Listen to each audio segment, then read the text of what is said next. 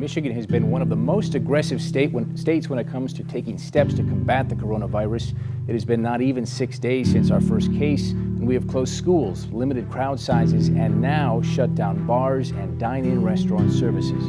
Within the last hour, I spoke with the governor via Skype. She said she was working on today's executive order yesterday, but wasn't ready to implement it until today. Bars and dine-in restaurants will close at 3 p.m. Carry-out service is not prohibited. Whitmer's executive order also applies to gyms, spas, and theaters. They too will close just 3 hours from now. The governor acknowledges it is an unprecedented step, but these are unprecedented times. It's going to create a lot of challenges, and it's going to be hard.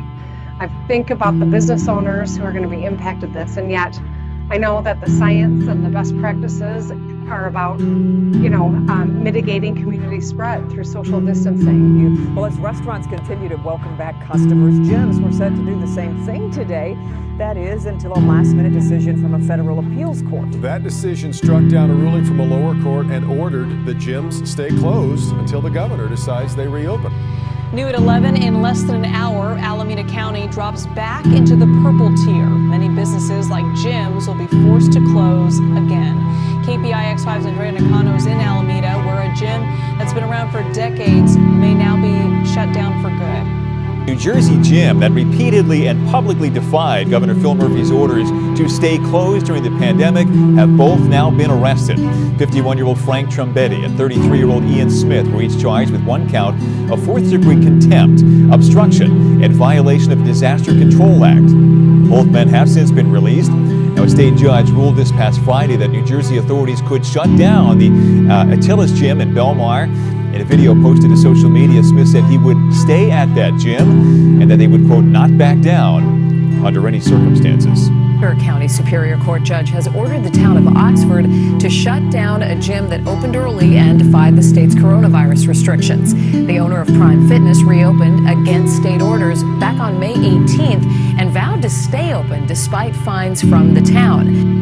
Many are worried the isolation that has come with the pandemic is having a big impact on mental health. Tonight we're hearing a powerful message from local parents who are in a lot of pain. Their teenage daughter recently died by suicide. A grim tally has brought back the focus on Japan's mental health crisis, as data released by the government reveals that more people died by suicide in a month than COVID-19 in almost a year. The Pima County Health Department reports 23 suicides over the last couple of months, and 3 of those minors. I'm angry, I'm depressed, I'm anxious. No, mental health is not going good. Also ich war sehr oft traurig, muss ich sagen. Ich bin depressiver geworden. Ich war jetzt selber auch in Quarantäne und das hat das alles noch sehr verstärkt.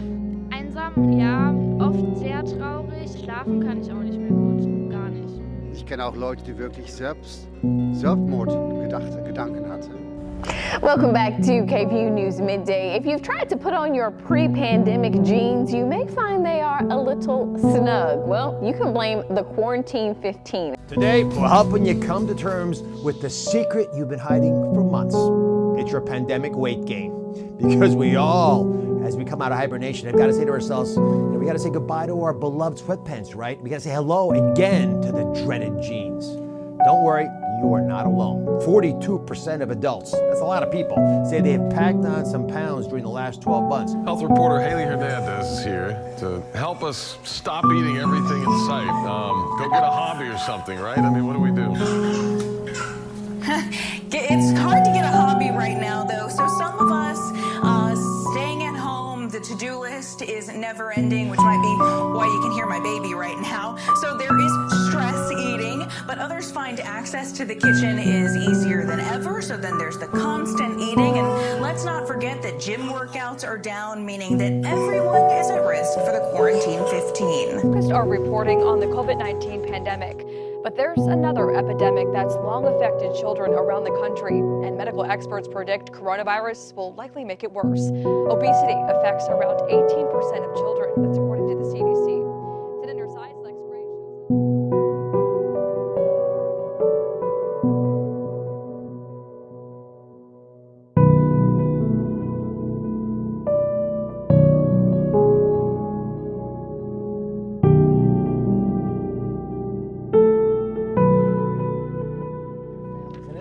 happening, Jim? We're hearing more and more talk now as more adults are eligible for the boosters all across the country and these booster shots.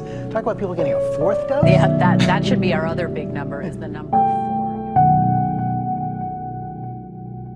If you have a physical covering with one layer, you put another layer on, it just makes common sense that it likely would be more effective. And that's the reason why you see people either double masking.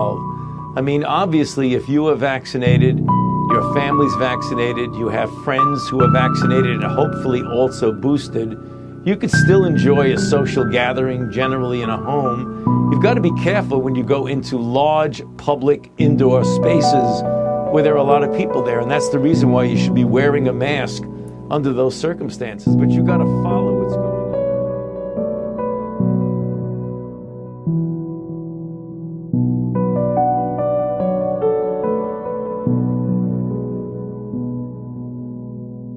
Her speech therapy clinic has seen an enormous shift in the ages of their patients. Before the pandemic, only 5% of patients were babies and toddlers. Today, it has soared to 20%. Many parents calling it COVID delayed. We've seen a 364% increase in patient referrals of babies and toddlers from pediatricians and parents. And they are children that are having a difficult time speaking. Speech delayed. Babies start learning how to speak by reading lips as young as 8 months. So what happens when lips and faces are covered up by masks? Well, therapists say for some kids, they can work around the mask and still learn to speak perfectly fine. But for others, it can cause speech delays. There's no reason.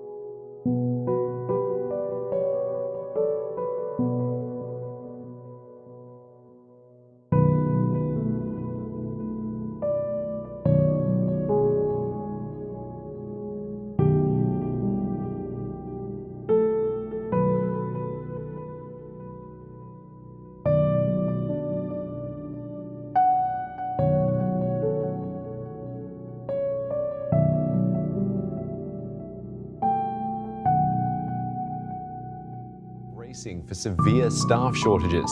Tens of thousands of healthcare workers have risked their jobs by refusing to be vaccinated.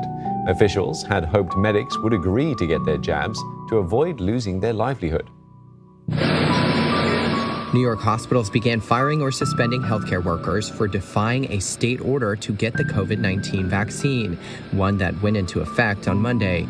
It's resulted in staff shortages and delayed services, with some 15% of the state's healthcare workers not fully vaccinated.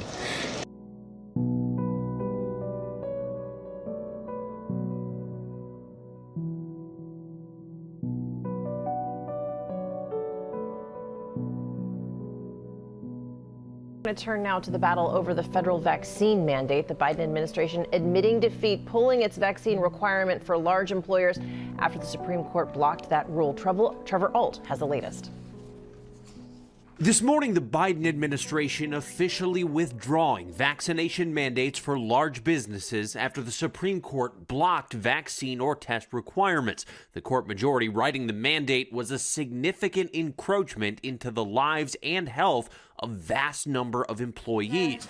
On COVID, we've seen an effort from a few other countries to include a push for living a healthier lifestyle as part of its pandemic response.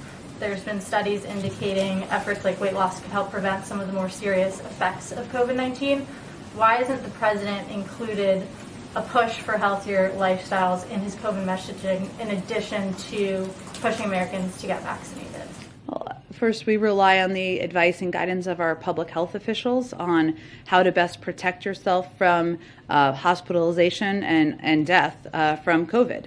And we know that the most effective steps anyone can take are to get vaccinated, get boosted, wear a mask, and those are the steps that we're certainly focusing on.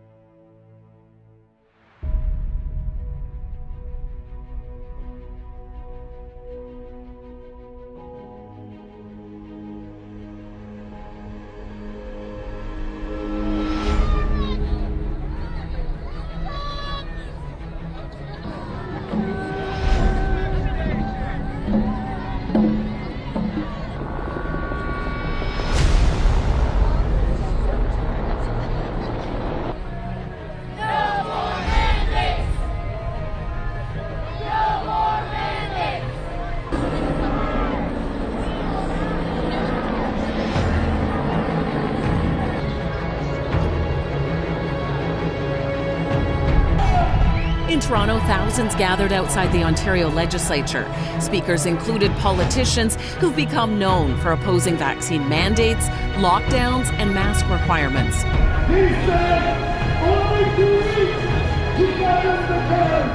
For some here, a big issue is vaccines. We can't discriminate and force people to take something against their will. Everybody has a choice.